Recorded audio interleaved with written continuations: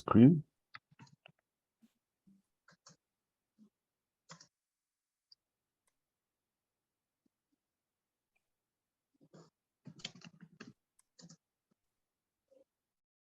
Are you able to see that? Yes. Is Okay. everyone, I don't know, and like people can just confirm even in the comment section. It's very, very quiet. So we Yes, we just can want to see it. confirm that people can be able to see and hear what is being talked about. Yeah, so this is it's going to be an interactive session. So feel free to ask questions. Even as we are presenting, you can stop us. You can put questions in the chat box. Salome, because I'm sharing here, so I may not be able to see some messages. So you can help me with that. Yes, I'll be looking out for messages. Yeah, and just a correction on my name. I'm Felix Kusaloka.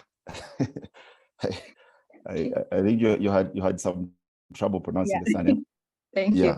Otherwise, everything is okay. And I also want to recognize there are some people here who are actually current recipient of the Commonwealth Scholarship who will be going to the UK. So please, you know yourselves, I'm inviting you. In case I miss something, you can come in and help with the presentation as we discuss and market this scholarship so that so many Zambians and other people around the Commonwealth countries can benefit. So what is I can't see some. Okay, what is Commonwealth Scholarship?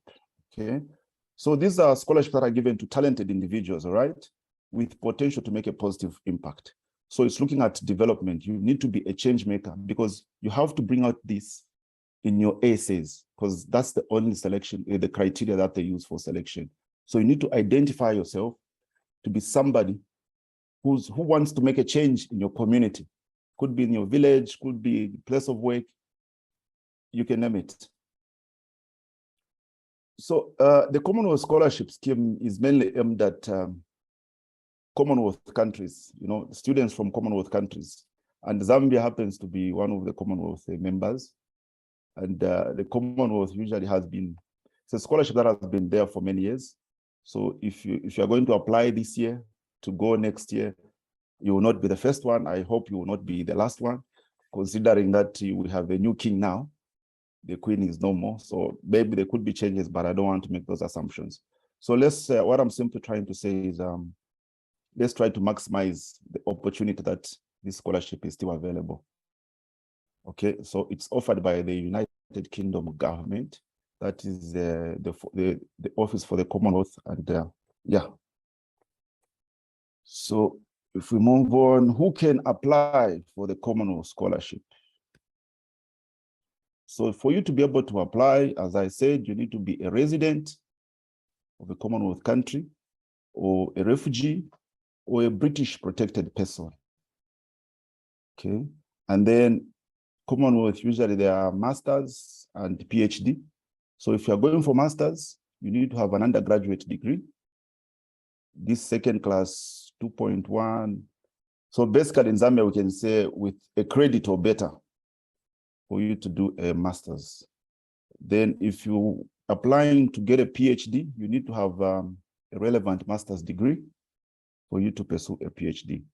And one other important thing that you need to know is that UK education, in terms of the duration, it is one of the shortest in the world. So if you're going for masters, it's just a one-year program. So between now, September, there are people that will be going that are that have joined us here.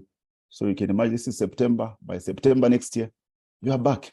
So if you're planning to go next year, you can go in September next year, and 1 year you are back. So it's a very quick and intense program, but very exciting. PhD is 3 years.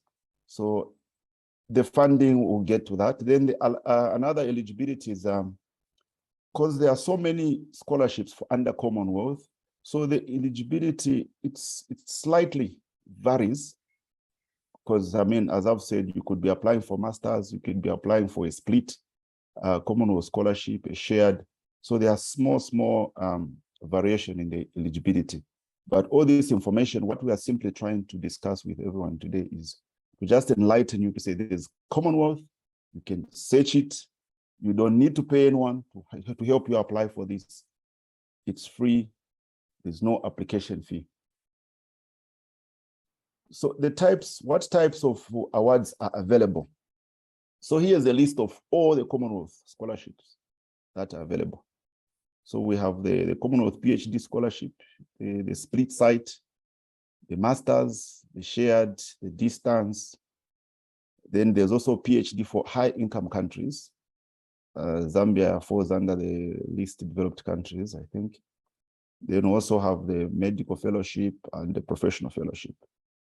Personally, I got the Commonwealth shared scholarship. So the common ones that you are going to get, many people that go for the Commonwealth Masters scholarship, the Commonwealth shared scholarships. And why I'm mentioning these two is don't just apply for one. I mean, you need to increase your chances. So apply for both Commonwealth Masters, Commonwealth shared scholarships. Okay, then the split site is there are those that are, for example, if you've enrolled to do a PhD with the University of Zambia, okay? So they'll be in collaboration with another university in the UK. So it will accord you an opportunity to go and study for one academic year, 1 full year, return trip, the flights paid for, and you get a stipend, a £1,000 plus. Okay, it's enough money to take care of yourselves there and even do some tourism while you're in the UK. Then PhDs, as I said, you just need to have a master's degree for you to apply for PhD. So there are a lot of scholarships, but mainly for those who are going for masters, you can watch out for master's scholarship and the shared scholarship.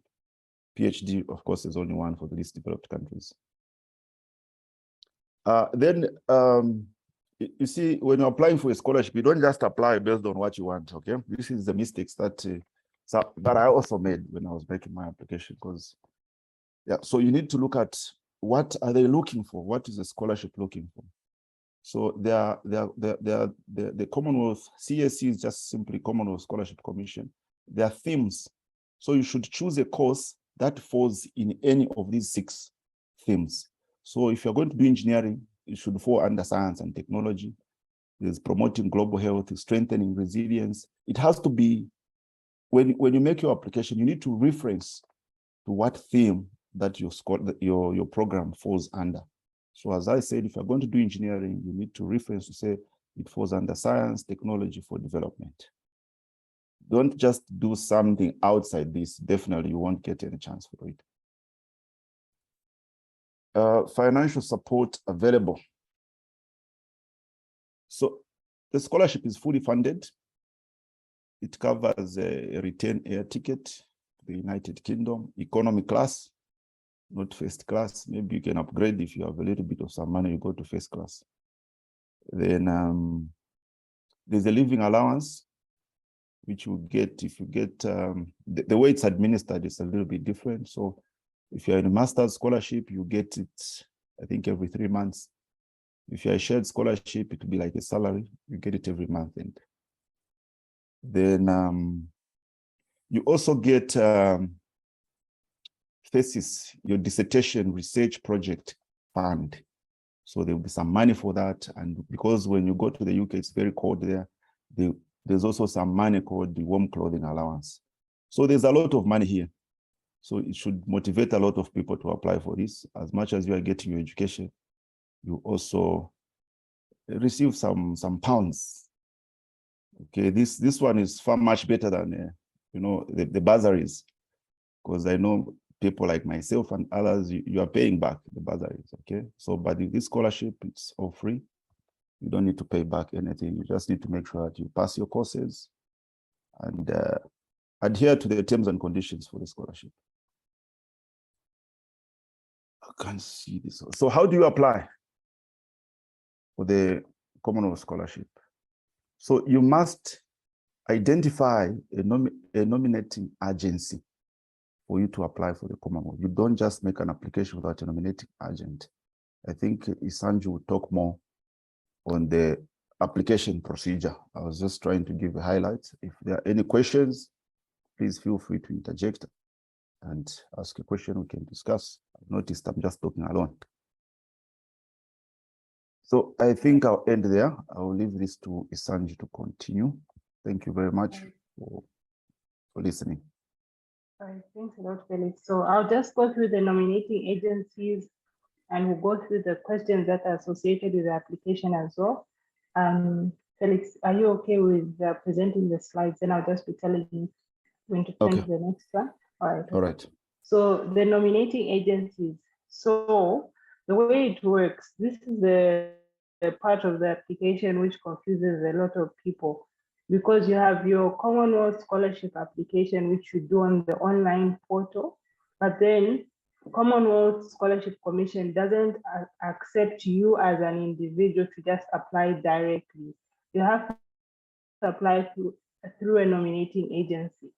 So we'll be going through these different nominating agencies so you can just become familiar with them and even some of the things related with them. I just wanted to mention on one thing. I know it's been a bit of a controversial issue with the recently closed higher education, HELS, what does it stand for again? Higher Education Loans and Scholarships Board, where people were wondering why they were charging 100 kwacha, I think it was, as you submitted your application. But basically what happens with each of these nominating agencies, they may have specific requirements for them.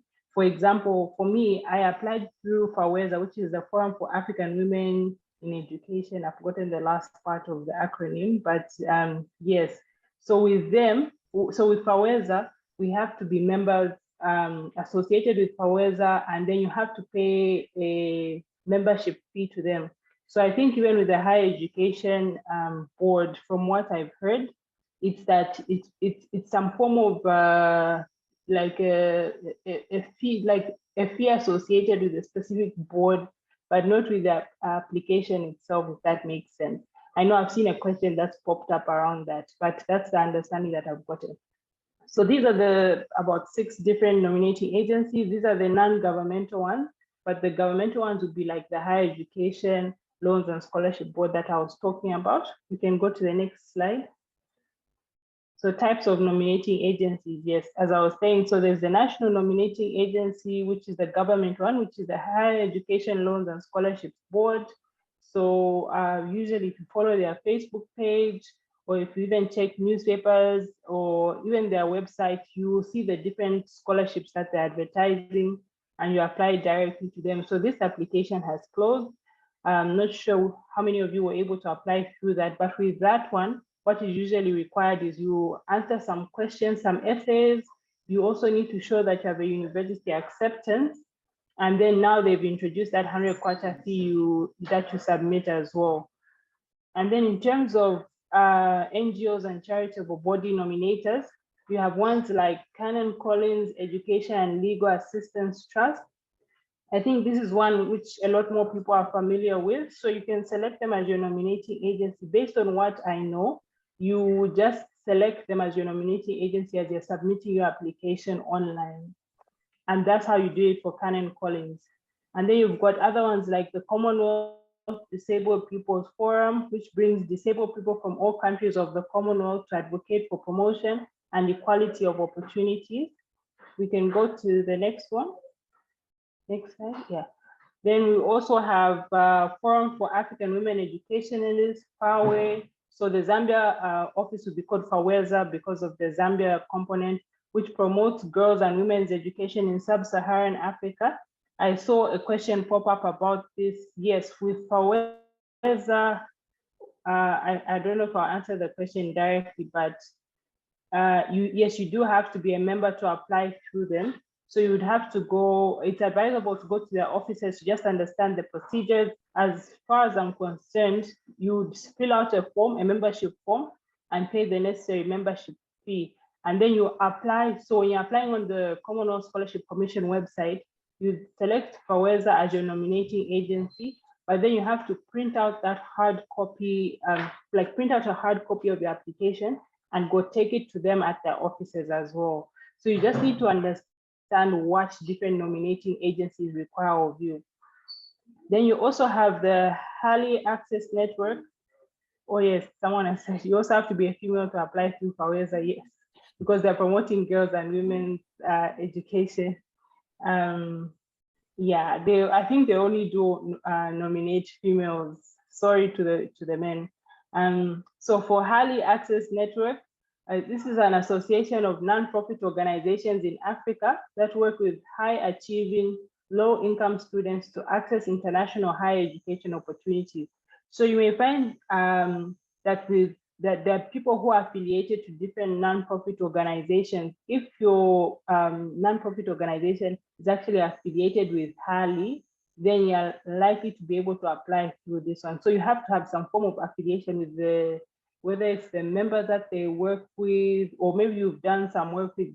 Those are the ones, based on my limited knowledge, that they usually nominate. They need to at least have that track record of some work that you've done. Then there's a Welcome Trust, supports applications from those wishing to study biomedicine as their subject, but note this is only for master's or PhD candidates from Kenya and Malawi only. There's also the Zingle Trust, which offers scholarships to those with refugee status or internally displaced people. But again, this is only for those from Kenya and Uganda. So you need to make sure you understand which nominating agency you're going to choose, and ensure you've read up on what it is they're doing, their focus areas, so that your application actually goes through and they consider it. So this is a very key part of the application.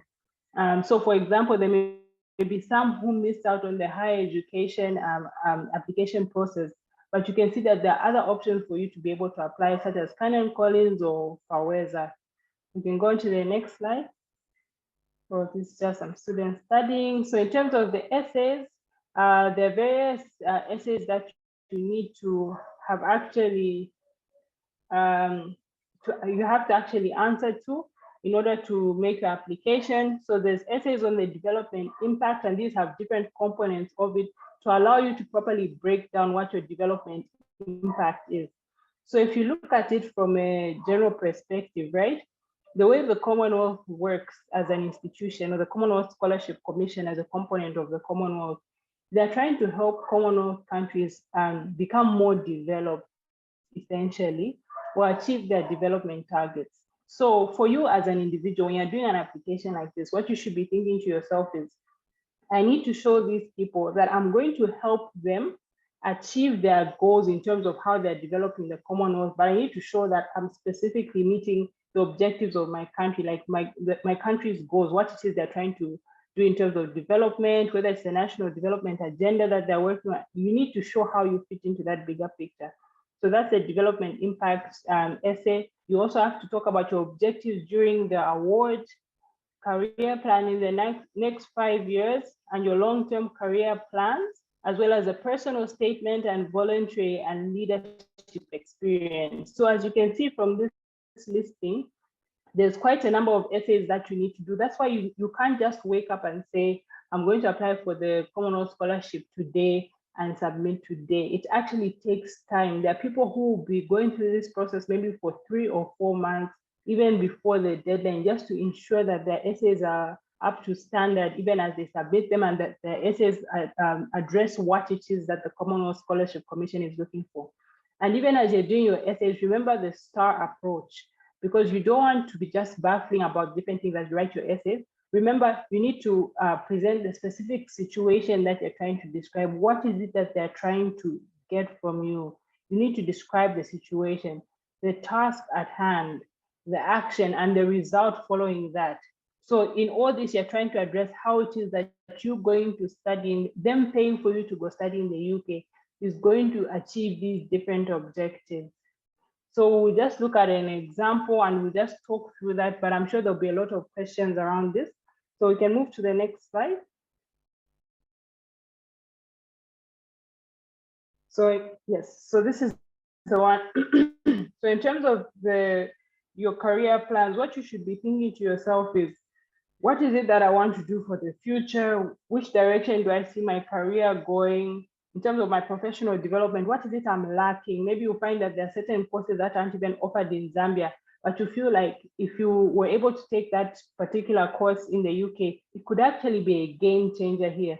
There are some people who you find maybe even in lecturing capacities, and they're able to go study something abroad and come and start offering a course similar to that, even on the local realm here in Zambia.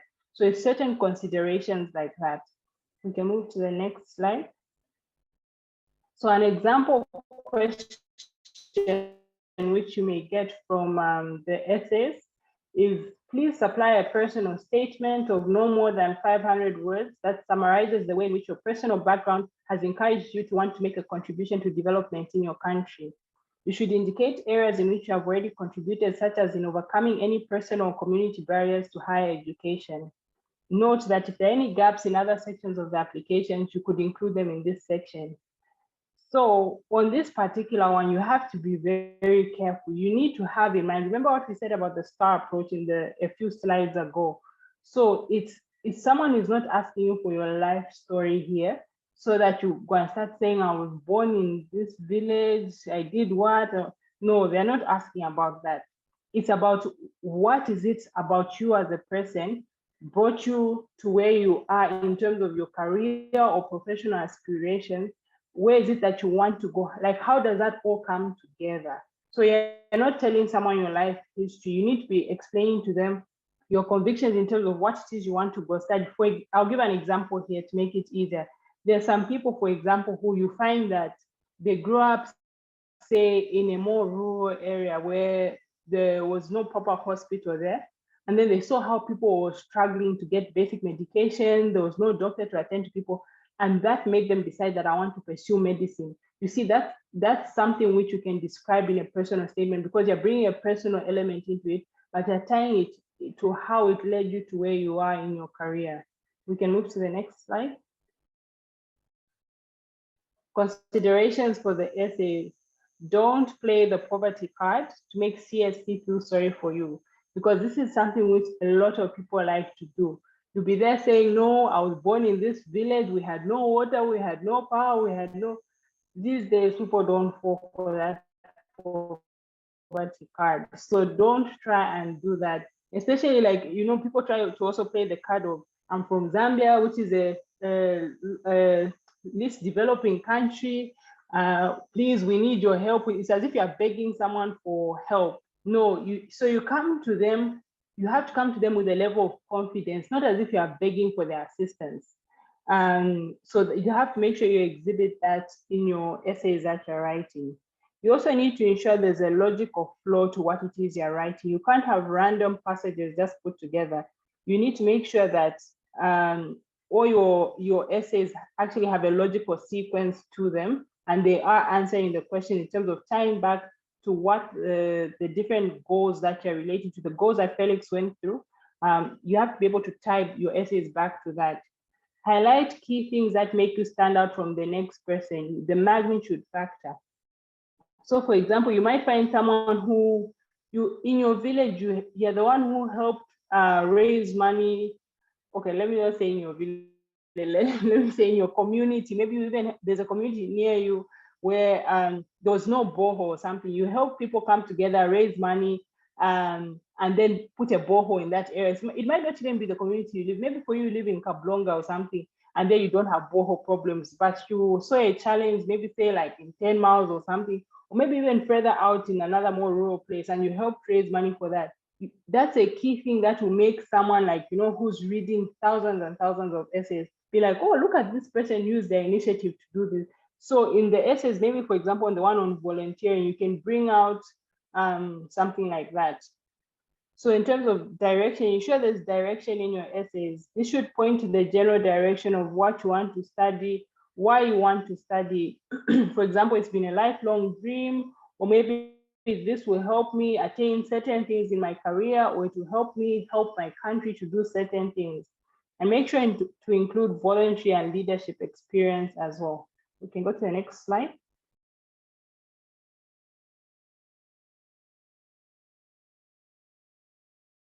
When is the deadline for applications? So applications for Commonwealth Master's Scholarships for the 2023-2024 academic year are now open. The closing date for applications is 18th October, but you also have to keep in mind that different nominating agencies may have different closing dates. So if you want to use that particular nominating agency, you have to make sure that you've applied with them before this closing date. So for example, for the Higher Education Board, their closing date has already passed. I think they're now going through the applications. From what I know, I don't think they've started doing the interviews yet. but you find that the others, maybe such as FAWEZA, are still open. I think FAWEZA usually has the same timeline as the online application. So just keep that in mind and make sure you've started preparing for the essays and preparing for the whole process well before the 18th October deadline. So we can go to the next slide.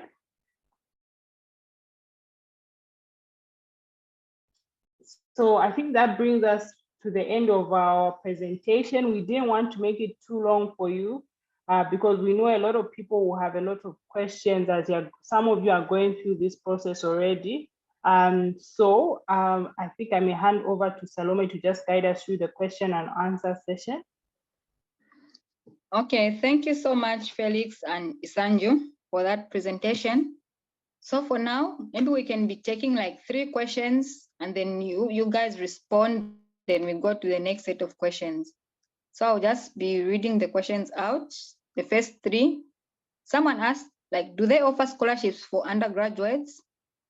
And this one comes from Monica. Then another question from Cindy, which theme does international relations fall under? It seems to fall under many themes. Then I think for FAWEZA, it's been responded already. Let me just check another question. Another question coming from Jacob, are there interviews in the selection process? So you can just start with these first 3 questions. Any of you guys can pick them up.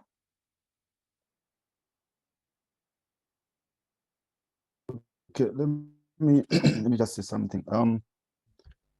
I'll start with the interview question.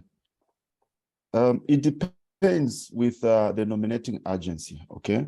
So, for example, if you're applying for the Commonwealth Shared Scholarship, meaning it's the university where you're going that is going to nominate you. So the essays are the ones that will speak for you. There are no interviews.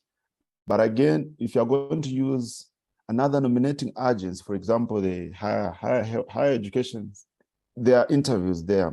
I think there are interviews there. So it also depends with the nominating agency. And FAWEZA, I didn't go through FAWEZA. I guess there are interviews as well for FAWEZA. So it depends with the nominating agency. Then for the undergraduate, Commonwealth, as we shared in the slides there, it's just for masters and PhD. I'm not sure if there's undergraduate or Commonwealth. Thank you. I'll just add on that to say, so for FAWEZA, there are no interviews per se, but I would advise you to just, for any women who are interested in applying to FAWEZA as the nominating agency, it's advisable to just go to their offices. I think they're located in Olympia, just to understand maybe there's some updates to their procedures. You know, sometimes these nominating agencies may change things from year to year. So just to understand the procedures. But from what I know, when I did the application was I submitted online, selected them as the nominating agency, and I had to deliver the hard copy application to them. Thank you. All right, thank you. The third question was coming from Cindy. Which theme does international relations fall under?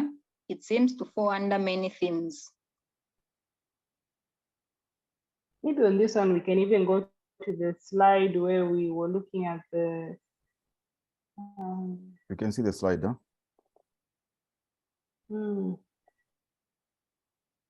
For me, I would think international relations. If you remember what Felix said in his presentation, it's not that you have to pick just one thing for your particular focus area to fall under. It can fall under different things. So for example, it may fall under strengthening global peace, security, and governance. You know, international relations means a lot of things like good governance, but then you can also just see in terms of what your research interests are in international relations, it may fall under one of these other areas, such as strengthening resilience and response to crisis.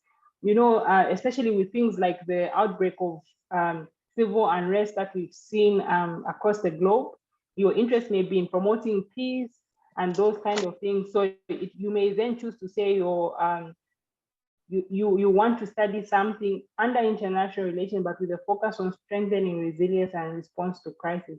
So to really look at what is it that you're saying you want to specifically focus on as you study that? So for example, you may even mention like a dissertation topic you have in mind, and then try to tie that to one of these areas. Thank you. Then right. just to add Thank you. something on the essays as well, you should also familiarize yourself with the sustainable development goals, because Commonwealth is about development. So try to mention a lot of development issues in your essays. Then you are going to come up with a winning essay. So as much as you are going to reference to these themes, to any one of them, also try to slot in some sustainable development goals that are aligned with your research topic. Thank you. Okay, we can go to the other questions. This one, does Commonwealth still sponsor family? Then Elvis is asking, is there an age limit? Then Brown Cassandra is asking, is it a must for one to have voluntary experience in order to be eligible? Those three questions, can answer them, then we go to the next ones. Okay, thank you. Commonwealth, yes, does offer some partial assistance to families, as in children, but it's not very sufficient. But there is some assistance to that for those who are going with family. There's an allowance that each child gets, but it reduces on the number of children. Yeah. Then what was the other question? Age limit. Is there an age limit? There is no age limit. Commonwealth is a very good scholarship. There's no age limit. The only important criteria, for example, that one who was asking about the years of experience, you need to have tangible, at least 2 years experience, Esanju, right? It should be 2 years of quantifiable work experience, and there's no age limit. So on that one, to do with the work experience, I think the Chevening scholarship is the one which specifically states 2 years, but it is advisable on the Commonwealth side, especially because you're trying to prove you've already been working on this. So I think they follow a similar review process, like you'll look to see that you have at least those years of experience. So it's advisable to at least have the 2, because through that you're able to prove, like, is this a career that you actually want to be in? And you're also able to justify what it is you want to study, because at least you've gained that level of experience. Though they may not outrightly state it. Okay, thank you. And remember the essays, because the main issue is the essays. They are the ones that will speak for you. You will not be there. So if you've had some 2 years experience, it will be easier for you to write a winning essay, because you're going to reference your job experience, okay? The difficult issues that you faced at work, how you solved them, how you want to acquire that further education and to come and solve these problems that you've experienced. So it's very advantageous if you can have some, at least, work experience. Not so much, just a little bit. Thank you. Delight Hangala is asking, can you recommend UK universities with the higher acceptance rate and those that don't require the English international test? Then Elvis, are precious UK scholarship recipients eligible for the Commonwealth Scholarship? Then Nema is asking, which one is more advantageous, applying through an agency or self? And kindly explain. Esanju. So, okay, so in terms of the first question, actually looking for a UK university is quite a big task, because you're trying to find a university where you can get accepted, they'll accept your credentials, and I'm not sure if you guys have been seeing some of the world rankings. You find some of these universities, they actually have a challenge in recognizing some of the degrees that come from our universities, especially if you went to some of these universities where they're not even in the top 5 that are in Zambia. You find it may be a bit of a challenge, but there's still a way. You just need to make sure you do a lot of research around it. So in terms of finding the universities where maybe you don't have to pay an application fee, you're probably not going to be looking like, say, at the top, even top 50, maybe top 20, top 50. Those ones, because they get such a high number of applications, they'll charge an application fee of some sort. So if you don't have money to waste on application fees, there are other universities with an application fee. I'll give an example, not to say you guys should apply here, but I'm just giving an example of the university that I went to, because it's fairly straightforward to get into. So I went to the University of Bradford. It's in Northern England. There it's very much straightforward. I think you may have the requirement of proving you can speak in English, but sometimes depending on what kind of papers you have as well, you may find they even exempt you from that. So it's just a matter of seeing what's out there and which universities you can apply to, because in all realisticness, sometimes you may not even have the money to do the English language exam. For the English language exam, the IELTS one, it's about, I think, between 4,000 to 5,000 at the moment. So you find that you might not even have the money to be able to do that. But some may have the money and you decide, maybe I want to go to Oxford, for example. By all means, please, you can go ahead and do that. But for others who may be working with more of a budget, you can actually find other institutions where you may not be required to provide that. So it's just about doing the research around that. I've taken a bit of time on that. I've forgotten the other question, sorry. Okay, I think the other one was asking if you have precious UK scholarship recipients eligible for Commonwealth Scholarship. I think they're trying to say previous, right? Maybe previous instead of precious. Yeah, is it previous, precious or previous? Previous. Maybe they made a spelling mistake. Yeah.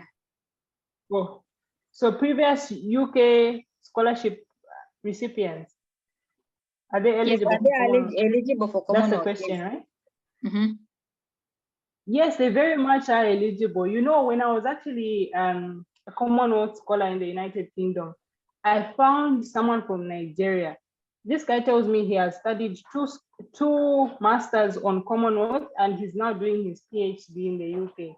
It's just about how you can justify yourself with those essays. That's why we keep emphasizing that you need to make sure that, that your essays are up to par. For them, as long as they're able to see the development impact from your studies, and you're even able to prove it as you go back home. So for example, like if you've gotten Commonwealth Scholarship at master's level, or even the Chevening scholarship at master's level, and now you want to go back and do a PhD, they're going to be asking questions like, okay, what did you do after you did that first program? And how can we be sure that you're going to actually bring about the development you say you bring about, or you're going to help your country the way you say you will? So you have to be able to just justify that. Then you'll be able to get the scholarship. Okay, thank you. Another question from Brown Cassandra. Do you apply to the university first before applying for the scholarship? You do it at the same time. You do it at the same time, you know. So if the university has started accepting applications, you need, by the way, you need to apply to more than one, because you may get some rejections. I think I applied to 10 or 15, something like that. Okay, so you don't need to get tired. Then when the scholarship is open for accepting applications, you also apply for that. For example, if you're applying for the shared scholarship, in your application to the university, you need to state, to say, I want to be considered for the Commonwealth Scholarship, so that the university will nominate you. But for a master's scholarship, you just apply. All they want, in case you get a scholarship, is it unconditional or non-conditional? Yeah, it's unconditional, right? Do we say unconditional or non-conditional? Yeah. I think unconditional. Unconditional offer. Unconditional offer. You need to get that. Okay, because the condition could be, some universities want you to do IELTS.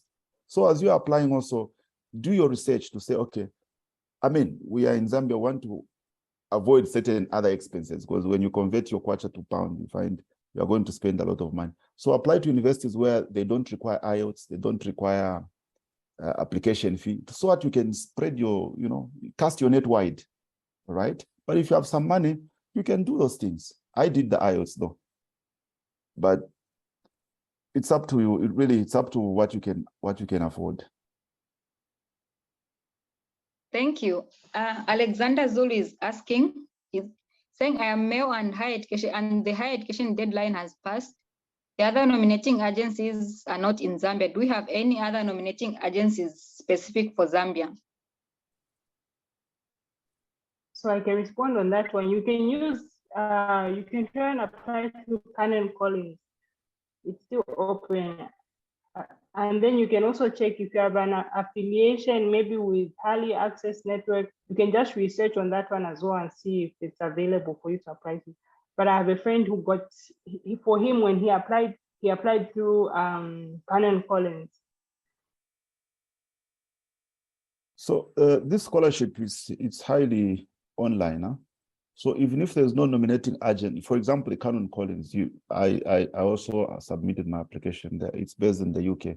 So you do everything online. So you don't need to worry about having an office in Lusaka. Okay. This one is Cindy is saying, please share your emails. We follow up with essay writing. Then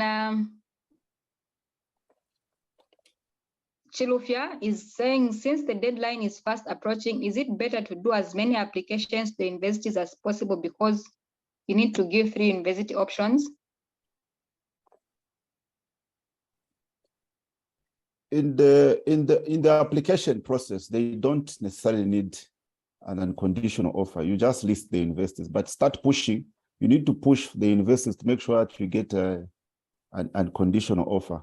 But in the application, you just list the 3 universities in the order of your preference. And then make sure that you get admission to those 3, at least one of the 3 universities. So that's why it's better to apply to the university before the scholarship application, because then it will give you an edge. Because the inconvenience would be you list these universities and then you don't get admitted to these universities. It may cause some issues there. And just to add on to that one, because at least if you're even able to get into a UK university, so basically the way the Commonwealth Scholarship Commission looks at it when you submit your application is, this person is showing me they can already get into a UK university. Their essays are showing me they have what it takes to be able to go back and help their country or help the Commonwealth at large. But what they just don't have is money. So even as you're doing your essays, have that in mind. That's what you're trying to show them. Like, you people, for me, I'm ready to do this and this and this. I want to do A, B, C, D, but I just don't have the money to be able to go and fund myself to do the studies. That's why I need you. Okay. Pandey is asking, I think this is to do with essays. How vital is quoting statistics, local and international statistics in our essays?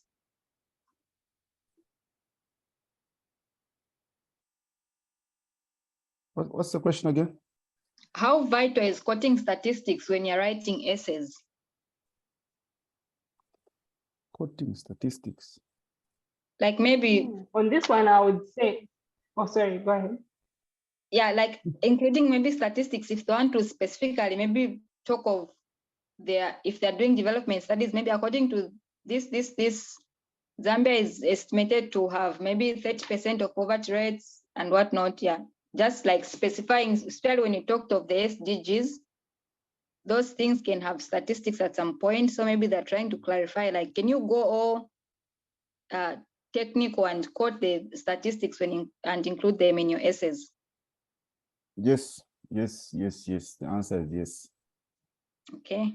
So on that one, I'll just add, just to advise you as well. I've seen some essays where someone, the problem with sometimes with the quoting, say, for example, statistics, you want to dedicate a whole paragraph towards quoting those statistics and thinking that because you're quoting the UN, it's going to make the Commonwealth Scholarship Commission give you the scholarship. No, some of those statistics, maybe they were even involved in generating those statistics. So they know them. What they're interested in is what you are going to do and what you're going to do with the degree that you're going to get. So you have to be very careful. Maybe use like 1, 2, 3 lines somewhere to quote some statistics, but make sure those statistics, you're using them as a point to drive home what you're already trying to communicate to them. You have to be very careful. Ensure that you just don't go overboard quoting certain things. And just to add on that, the essays, you are simply telling a story about yourself. So the statistics could be there, but moreover, that is not about you. The statistics is not about you. So yeah, you can put them there, but you need to trade carefully. Okay. Pande is asking, does it matter that one may not be currently working, but has more than 2 years past experience in the application? Can they apply?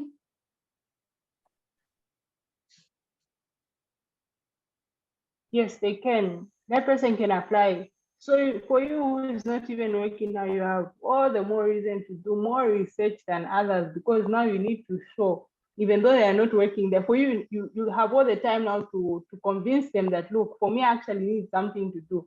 So you have to make sure you put in extra to even make sure you beat those people who are working and don't have as much time as you. Thank you. I think this is like the last question. Martin, do I need to apply to UK universities for me to qualify for the Commonwealth Scholarship, or I can apply to any university apart from the UK and still qualify?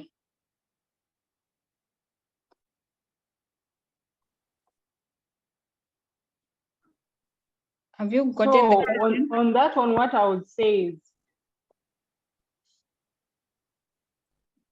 yes, hello, can you hear me? Yes, I can get you. Okay. So what I would say is, first of all, there are different types of Commonwealth applications. The one we're specifically referring to is the one for you to go and study in the United Kingdom. But you'll find, for example, that I think I've seen some other ones where they say like, I think there's a Commonwealth one where you study, say, for example, within Africa, within like the lower income countries. But the one we're specifically talking about, because it's the one that we got, is the one where you go to the UK. So make sure that depending on which application you decide to do, you're applying for university specific to the area that they've specified.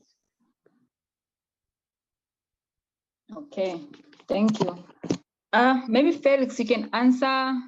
Martin is, no, not Martin, but someone is still asking about the sponsoring of a family. You said it includes partially with children. Does it also include the spouse? That's for the PhD? No. If you can go there, the spouse, no. Okay. Yeah. And even the children, it's just an allowance when you get there. Otherwise, for you to even, you need to book your own flight. You need to pay for your own visa. So the issue is they'll just be giving you some small stipend towards the children. So if you go with a partner, the good thing is that your partner can get a job and you'll still survive. Right. One of the question is asking about when you're done with the program, is it a must that you're supposed to come back to your country, or you can still stay for other opportunities? The Commonwealth Scholarship only sponsors a student visa. For you to stay there, you need a work visa. That's a different ballgame. And moreover, when you sign, there are those terms and conditions. When you finish your studies, within 1 month, you need to return to your country. Because when you are studying there, every month, the university has to communicate to the immigration department to say this person is still studying with us. So when you finish studying, they will also communicate. And if you're unfortunate, immediately you finish studying after a month or 2 months, even if your visa is, because the visa they'll give you even 6 months more, they may discontinue your visa. And then if you try to run away from Commonwealth, you want to disappear in the UK, then the law will catch up with you. And once the law catches up with you, you are going to be charged to repay all the money that Commonwealth spent on you with interest. So just follow the terms and conditions. Come back. If you want to go to the UK, apply for another visa called a work visa. Then you can go and work there. But again, you can also stay over to proceed to PhD. But again, you'll still be under a student visa, where you can only work for less than 20 hours per week. Thank you so much to the two that have had their time to share more on the Commonwealth scholarships. I believe we've come it's almost 21 hours. So just like to give the two of you just under a minute, any last words that you might have before we close the meeting, starting with Felix. Thank you very much, Salome. Thank you very much, everybody who attended. We are wishing you well in your search for the Commonwealth Scholarship. So in terms of the essays, please just concentrate on the essays, do a self-introspection, write about yourself, let it come from your heart. But as Esanju said, don't beg like, you know, you've suffered too much, you need to get this, you know, just tell a story that will be exciting, that will be persuasive. All right. Yeah, that's what I can say. Thank you. Thank you. Esanju, any last words? So what I'll just say is just to encourage people that, you know, these things, you have to be very determined in what it is you want to do. Don't let someone be forcing you to do it because you just get frustrated. It's something you have to be committed to. But even then, just keep pushing. And you know, when you say you're applying for a master's scholarship, it doesn't mean that you should say, I'm only applying to Commonwealth. Apply for all the master's scholarships that you can find that you're eligible for.